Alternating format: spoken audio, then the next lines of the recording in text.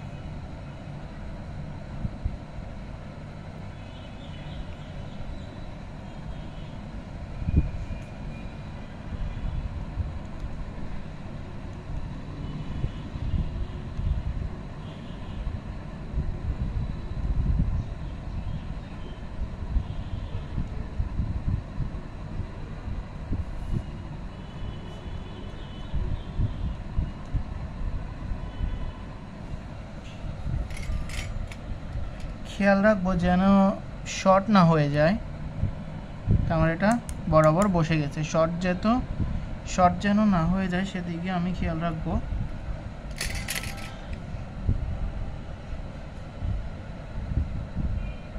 ওকে, fine.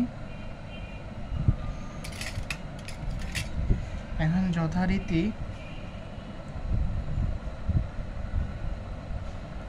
আমি ওপেনটা তুলে ফেলবো। ওপেন নয়, সরি স্যার, আমার এটা হলো টাইমার আইসি 1N345 টাইমার আইসি, যেটার কারণে আমার এখানে আওয়াজ হবে। আমি এটা তুলে ফেললাম।